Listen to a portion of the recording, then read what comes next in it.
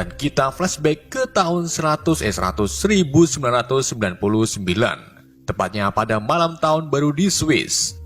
Pada saat itu, Tony bersama teman ilmuwan tanaman bernama Maya Hansen sedang berada di pesta pergantian tahun. Di pesta tersebut, Tony didatangi penggemarnya bernama Eldrick Kellen yang mempunyai perusahaan sendiri bernama Advanced Idea Mechanic atau AIM. Eldrick mengajak Tony untuk bekerja sama, namun waktu itu Tony meremehkan Eldrick. Tony mengatakan bahwa ia tertarik bekerja sama dengan Eldrick dan menyuruh Eldrick untuk menunggu di atap. Namun sudah jelas Tony ini berbohong dan tak akan menemui Eldrick. Kemudian Maya memperlihatkan temuannya kepada Tony tentang ekstremis. Ekstremis adalah manipulasi genetik yang menggunakan nanoteknologi. Ekstremis dapat memberi tubuh manusia kemampuan untuk menyembuhkan dan bergenerasi dari kerusakan fisik, kelainan bentuk, dan bahkan kerusakan psikologis. Gak cuma itu, ekstremis juga bisa menumbuhkan bagian tubuh yang terputus dengan waktu yang sangat singkat. Namun, jika metabolisme tubuh pengguna tidak mampu menyerap ekstremis, tubuhnya akan panas dan meledak. Seperti pohon ocar-acir yang Maya gunakan. Happy tak sengaja memetik batangnya, lalu potongan batang tersebut mulai tumbuh kembali. Dan gak lama kemudian, tanaman ocar-acir tersebut meledak. Kita kembali ke masa kini, tepatnya setelah peristiwa The Avenger. Tony yang kewalahan melawan alien memutuskan untuk membuat beberapa kostum Iron Man-nya dan tentunya semakin canggih. Salah satunya Mark 42, di mana kostum tersebut dapat memasang sendiri ke tubuh Tony melalui micro repeater yang ditanam di lengan Tony serta kostumnya.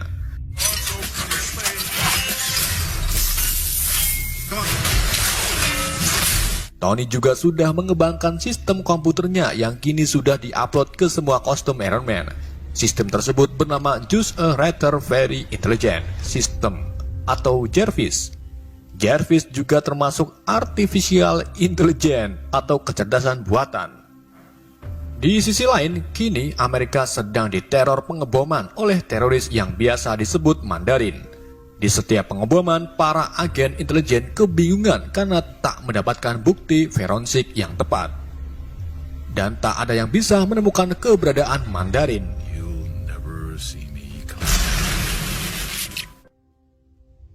Di perusahaan Stark Industries, Pepper Pot menerima tamu yang ternyata itu adalah Eldrick Kellen yang ingin mengajak Pepper untuk bekerja sama mengenai senjata baru milik Eldrick. Pepper diperlihatkan hologram senjata rancangan Eldrick yang berpusat kepada otak manusia, dan hal tersebut sangat membahayakan yang akhirnya Pepper menolak tawaran Eldrick. Happy Hogan yang kini naik pangkat menjadi kepala keamanan Stark Industries mulai curiga dengan kedatangan Eldrick beserta bodyguardnya bernama Eric Savin. Maka dari itu, Happy menghubungi Tony dan memberitahu bahwa Pepper sedang asik bersama seorang pengusaha. Setelah pertemuan Pepper dan Eldrick, Happy berencana mengikuti Eric Savin untuk mengetahui lebih lanjut tentang ia dan bosnya. Sementara Pepper menemui Tony di rumahnya, ia disambut oleh Mark 42 yang dikendalikan oleh Jarvis. Kemudian Pepper menuju ke bengkel dan mendapati Tony sedang sibuk mempercanggih kostumnya. Tony langsung mengatakan tentang pertemuan Pepper dan Eldrick. Hal tersebut membuat Pepper marah karena merasa diawasi. Mengingat cewek selalu benar, Tony langsung meminta maaf. Kemudian Tony diajak mandi oleh Pepper. Malam harinya, saat Tony tertidur, ia bermimpi saat peristiwa Avenger, dan kejadian tersebut membuat Tony merasa cemas serta takut nantinya akan datang makhluk asing lainnya menyerang bumi. Sementara Happy membuntuti Savin sampai di pasar Tiban. Di sini Happy melihat Savin bertemu dengan seorang pria serta memberikan sebuah koper. Happy yang penasaran dengan isi koper langsung menyenggol pria tersebut hingga kopernya terjatuh, dan ternyata isinya zat ekstremis. Happy mengambil sebagian, kemudian ia pergi. Namun Savin tahu bahwa Happy mengambilnya. Savin langsung menghajar Happy dengan kekuatan ekstremisnya. Sementara pria yang tadi memasukkan ekstremis ke tubuhnya, namun metabolisme tubuhnya tak kuat yang mengakibatkan tubuhnya meledak dengan dahsyat. Ledakan tersebut menewaskan semua orang di sekitarnya kecuali Sevin dan Happy yang kondisinya sangat kritis. Tony menemui Happy di rumah sakit. Setelah itu, Tony menantang pelaku pengeboman serta Mandirin lewat pesan video wartawan untuk datang ke rumah Tony. Setelah itu, Tony kembali ke rumahnya lalu memantau tempat kejadian ledakan lewat teknologi hologramnya. Di sini Tony menemukan data si pengebom serta asal ledakan yang dipicu dengan suhu panas 3000 derajat kubik.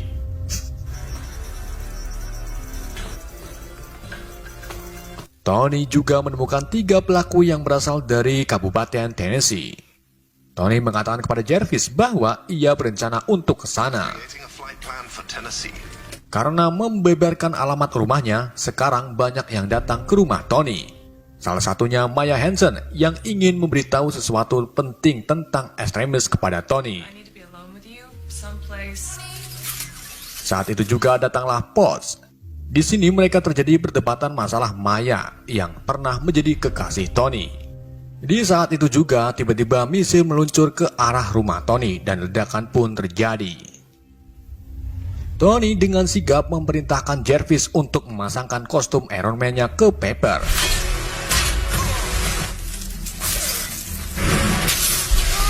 Setelah itu, Tony menyuruh Pepper untuk membawa Maya keluar. Dan ternyata serangan ini dari Sevin dan kelompoknya, yang disuruh oleh Eldrick untuk menghancurkan rumah Tony.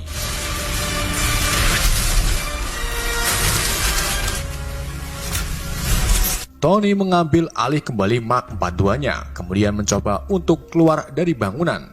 Namun sistem peluncur Iron Man-nya belum bekerja maksimal, yang mengakibatkan Tony terjatuh bersama reruntuhan bangunan ke dalam laut. Di dalam laut, mesin peluncur kini telah aktif.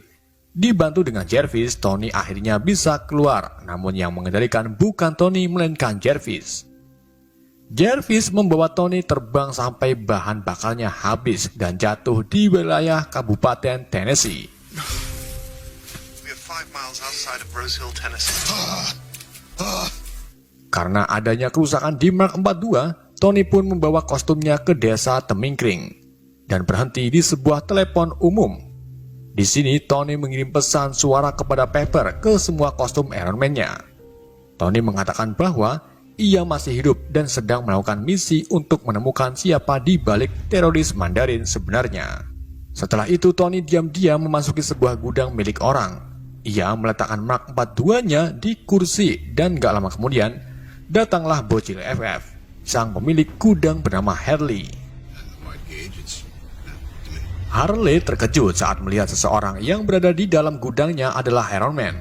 Di sini Tony meminta beberapa barang ke Harley yang nantinya akan digunakan seperti laptop, jam tangan, kantong kresek, serta mendoan untuk menjangkau lapar. Sebagai hadiah, Tony memberikan alat sinar kejut kepada Harley yang nantinya bisa berguna jika Harley dibully saat di sekolahan. Sementara Pepper sedang menangis bahagia karena ia mengira Tony sudah meninggal. Namun saat Pepper mengambil helm salah satu Iron Man milik Tony, Pepper melihat cahaya ketap-ketip di dalamnya. Dan saat memakainya, Pepper mendapatkan pesan dari Tony yang mengabarkan bahwa dirinya masih hidup.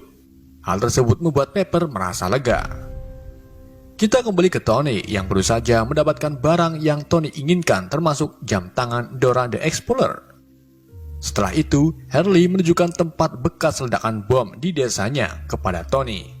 Di bekas ledakan tersebut ada 6 orang termasuk si pengebom, dan kelimanya mempunyai bekas bayangan, sementara si pengebom tak mempunyai bekas bayangan.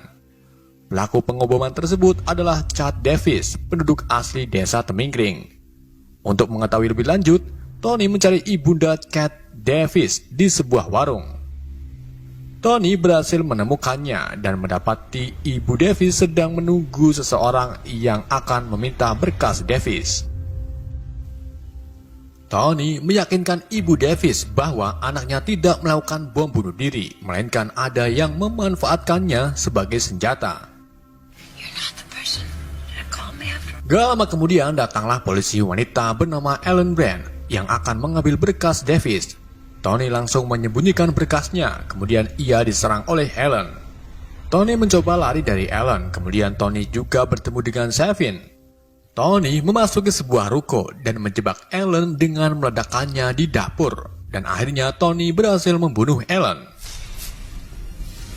Setelah itu, Tony berurusan dengan Savin yang dari tadi sedang melelehkan soko penampung air pump. Penampung tersebut roboh lalu mengenai Tony. Kaki Tony terjepit, kemudian Savin menyandra Harley. Karena sering main FF, Harley berinisiatif untuk menggunakan alat sinar kejut sebagai bom kejut dan berhasil melabui pandangan Savin. Setelah itu, Tony menembakkan sinar repulsornya ke arah Savin yang diambil dari Mark 42. Tony dan Harley kembali bergabung. Tony meminta Harley untuk memperbaiki Mark 42 dengan mengisi daya hingga 100%. Sementara Tony pergi untuk menyelidiki isi berkas Davis. Dan kini berulah kembali dengan meretas semua televisi di Amerika Serikat. Sebelum melakukan aksinya, terlihat Eldrick berada bersama ketua Mandarin bernama Trevor. Setelah itu, mereka mulai melakukan siaran. Trevor menyampaikan pesan ancaman kepada presiden, kemudian ia menampilkan dirinya membunuh akuntan ternama. Melihat kejadian tersebut, Presiden Amerika memutuskan untuk mengirim Kolonel Rudy untuk menyerang Mandarin. Mereka berhasil menemukan titik lokasinya, dan setelah itu Rudy dengan kostum war masinya langsung OTW ke tempat Mandarin berada. Saat di perjalanan, Rudy dihubungi Tony yang meminta kode sistem komputer war machine untuk meretas data Cat Davis. Setelah mendapatkannya, Tony diam-diam menyusup ke cabang perusahaan AIM. Ia memasuki sebuah mobil van dan bertemu dengan pemiliknya. Untungnya, pemilik mobil tersebut penggemar Iron Man, yang dengan mudah Tony mengajaknya bekerja sama. Tony mulai meretas di komputer mobil. Setelah itu, ia menemukan video Eldrick Cullen sedang merekrut orang yang akan dijadikan senjata ekstremis, termasuk Savin dan Ellen. Di mana Ellen ini bagian tangannya hilang. Dan sudah jelas alasan Ellen ikut kelompok Eldrick yaitu karena ia ingin mempunyai tangan dengan bentuk sempurna. Sementara Pepper dan Maya sedang berada di apartemen, di mana mereka ini sedang membahas produk pembalut mana yang nyaman untuk dipakai. Dan gak lama kemudian datanglah Eldrick yang dengan sigap menangkap Pepper. Sementara Rudy baru sampai di tempat Mandarin, namun ia tertipu karena tempat yang didatangi Rudy adalah konveksi pembuat masker. Salah satu pegawai konveksi memukul Rudy sampai lemas, dan pegawai tersebut adalah kelompok Eldrick yang sudah menjadi manusia ekstremis. Sedangkan Tony menghubungi Harley yang sedang memperbaiki Mark 42. Sistem Jarvis mulai normal. Setelah itu Jarvis memberitahu lokasi AIM sebenarnya yang berada di Miami, Florida. Untuk masuk ke markas AIM, Tony butuh Mark 42, namun kostum tersebut belum pulih dan masih tahap pengisian daya. Hal tersebut membuat Tony mulai migran dan bingung harus ngapain. You're a mechanic, right? Said so. Akhirnya, Harley memberitahu Tony bahwa Iron Man bisa semuanya. Tony langsung ke Alfamart untuk mencari bahan-bahan yang nantinya akan dijadikan senjata. Setelah semua siap, Tony pergi ke Miami lalu menyusup ke markas AIM. Satu persatu penjaga AIM dilumpuhkan. Kemudian Tony memasuki kamar dan berhasil menemukan Mandarin, yaitu Trevor. Sikap dan gaya berbicara Trevor seperti admin YD, di mana Tony ini tak mempercayai Trevor di balik semua ini. Akhirnya Trevor mengaku bahwa ia adalah aktor dan disuruh oleh Eldrick untuk menjadi Mandarin. Dan Eldrick lah di balik semua ini. Saat itu juga Savin datang lalu menengkel Tony. Setelah sadar dari pingsannya, Tony diikat dan di hadapannya ada Maya. Di sini Maya menjelaskan bahwa tujuan ia ke rumah Tony sebelumnya yaitu ingin bekerja sama dengan Tony untuk membuat penawar ekstremis. Maya mengakui bahwa selama ini ia salah bekerja sama dengan Eldrick, maka dari itu Maya meminta bantuan Tony untuk memperbaiki semua ini. Saat itu juga datanglah Eldrick. Kemudian ia mengungkapkan tentang masa lalunya yang ditipu Tony saat menunggu di atap. Tony meremehkan Eldrick dengan mem-PHP-nya. Dari situlah kenapa Eldrick mengincar Tony, serta ingin menjatuhkan karirnya. Gak cuma itu, Eldrick juga telah menyandra Pepper serta menyuntikkan ekstremis ke tubuh Pepper. Melihat hal tersebut membuat Tony sangat marah. Di sini, Maya mencoba bunuh diri dengan mengancam bahwa jika ia mati maka sumber ilmu tentang ekstremis akan terputus karena ialah yang tahu tentang ekstremis. Namun Eldrick masa bodoh dengan membunuh Maya. Setelah itu, Eldrick pergi menemui Rhodey untuk memaksa Rhodey keluar dari kostum war masinya.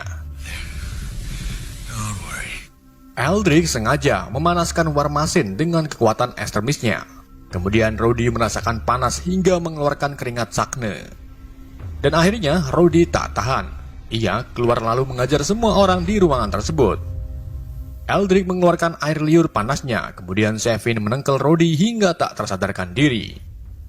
Sedangkan Tony sedang diawasi oleh 2 penjaga. Saat itu juga jam Dora Tony berbunyi, menandakan Mark 42 siap untuk digunakan. Tony mulai menggerakkan tangannya agar sensor Mark 42 bekerja. Dan gak lama kemudian, satu persatu bagian Mark 42 datang.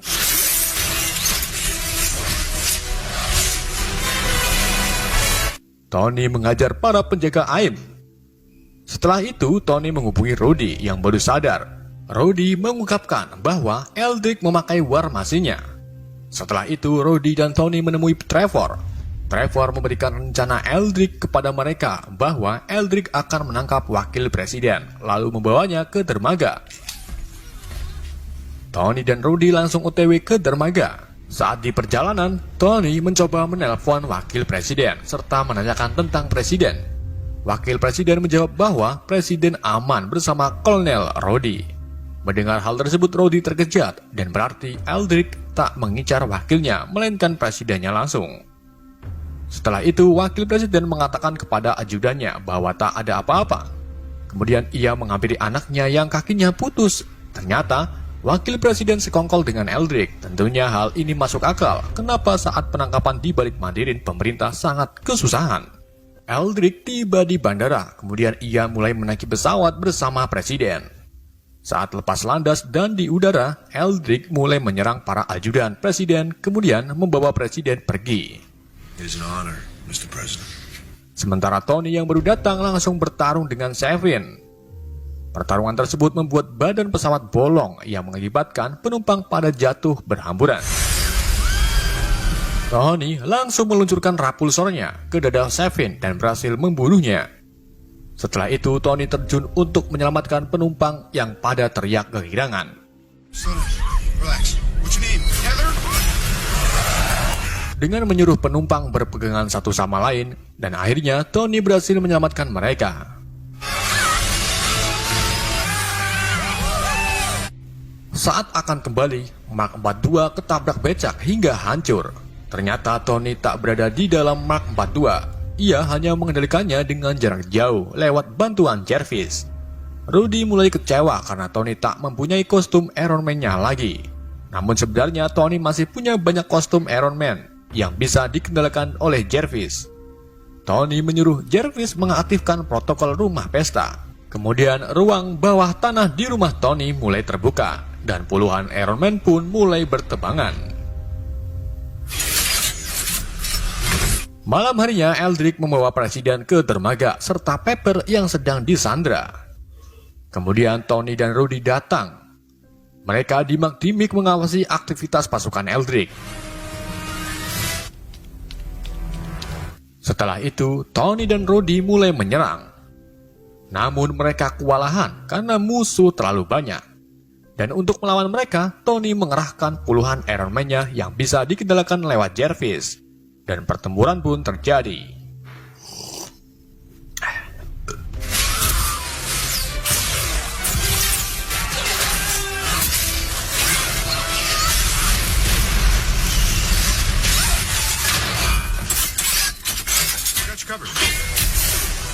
Rhodey berusaha untuk menyelamatkan Pak Presiden dan akhirnya Rhodey berhasil.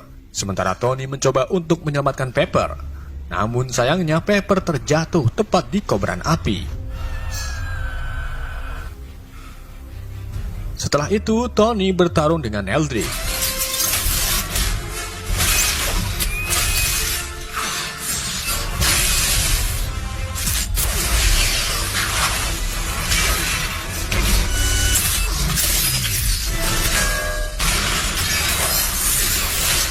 Tony berhasil menjebak Eldrick dan berhasil meledakkannya.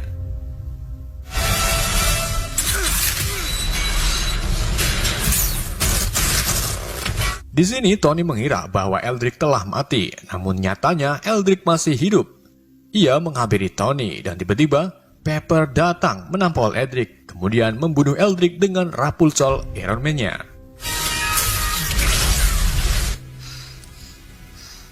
Pepper kini memiliki kekuatan yang sama seperti Eldrick, namun Tony berjanji akan membuat penawar untuk menyembuhkan Pepper. Setelah itu, Tony meminta Jarvis untuk menghancurkan semua kostum Iron Man sebagai tanda bahwa Tony ingin menghabiskan lebih banyak waktu dengan Pepper.